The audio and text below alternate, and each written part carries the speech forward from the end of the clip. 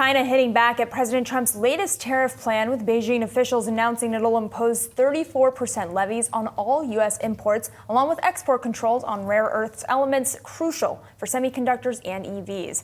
Our next guest says China's move marks the end of an era for global trade. Joining us, we've got James Early, Tamarack Advisory's managing partner. James, always great to speak with you. I know you have significant experience in Asia. Talk to me about how much leverage the United States has in these negotiations, and did the U.S. just overplay its hand here?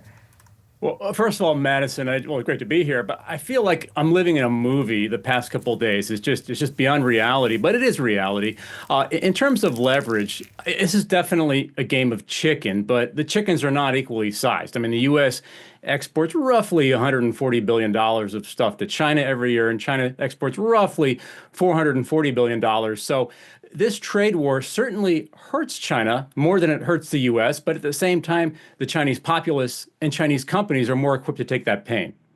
Well, and Trump sort of seemed to allude to this in his latest post on Truth Social this morning. He says China played it wrong. They panicked. The one thing they cannot afford to do.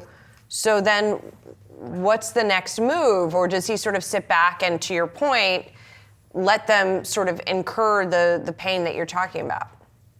Well, I mean, the irony here is that this is an economic war, but it's really much more about domestic optics on both sides. In both cases, China and the U.S., the leadership wants to look tough to the people. Like, China basically had to react like this. So my answer, nobody knows, but it's going to come down to how the politics shake out. I would not be surprised to see this thing off just as quickly it was on in a couple of weeks, even a couple of days, or maybe it's a couple of months. Who knows, right? Maybe we get a deal for TikTok and Trump is appeased. It could be some little trigger just like that. But for now, it's not looking that way. For now, it's looking like China is opening the door to basically every other company affected by tariffs, which is basically every other country, affected by tariffs, which is basically every country, to retaliate in some shape, form, or fashion. Yeah, what are the metrics for negotiation that we know of at this point, James? How can countries work with the U.S. to get a lower rate?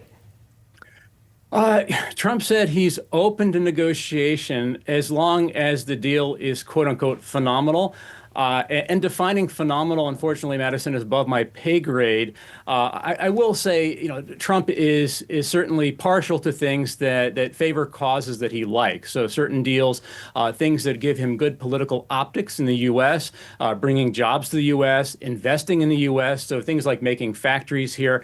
I don't think, to take the other side of that question, I don't think we're ever going to have a balanced trade relationship with every country, and we shouldn't. That would be irrational. That would grind the global economy to a halt. So just because we buy more than country A doesn't mean they should buy just the same amount. So that's not a realistic goal. There's just no way all these countries can afford what we export. I think we're going to see them making token efforts, or maybe more than token efforts, to establish some kind of presence in the U.S. that gives jobs, that gives Trump the optics that he wants, and hopefully it gives some kind of a balm to this trade war. I think it feels like hope is about all we have at this point, James, that, in terms of what we know, because we don't know anything about what's going to happen. So investors are really having trouble pricing this in. You can see it in the action over the past couple of days. We have seen some buying in things like consumer staples. People are trying to figure out if there are safer places. At a time like this, are there safer places? Well, I bought a little bit of VOO, the S&P 500 ETF, yesterday on the dip, and I'm already regretting it. If there are safer places, I'm not sure where they are. I mean, generally speaking, I like global companies. Generally speaking, I like high-quality companies now. I certainly don't like companies affected by the China-U.S. dynamic. And I think like banks and oil companies, the companies that are kind of like generally sensitive to recession risk in the global economy, those are probably not the place to be. I would be in high quality, relatively insulated companies, but my answer could change next week. This stuff is changing very quickly. What would have been the ideal move, James? Would it have been to sell all of your equity holdings day after Trump was elected? Like, what would have been, in hindsight, the right move for investors to make? Well, certainly the math would work out that way. We all wish we'd gotten out the day after Trump was elected, but if you look back, and if I may add a drop of optimism into all this stuff, that there have been so many panics, so many crises, and I've been investing for 26 years, and that's not a long time, but even I've lived through a lot of these ups and downs. I still wouldn't bet against the U.S. economy. I still wouldn't bet against the fact that all the best countries in the world still come to the U.S., even as flawed as we are. And even if someone's a Trump hater, terms only last 4 years. The U.S. still has a lot going for it. All the best brains come here. That may be changing somewhat. That may be diminishing somewhat. But I don't think the whole global economy is blown up. It's shaken, but not overly stirred. Well, terms are supposed to last for 4 years, James, so we will hopefully keep that moving forward. I am curious, we were just talking about this with our last guest on set here. People have been telling us there's a recession coming for, ever, but also especially the last couple of years since that bear market back in 2022.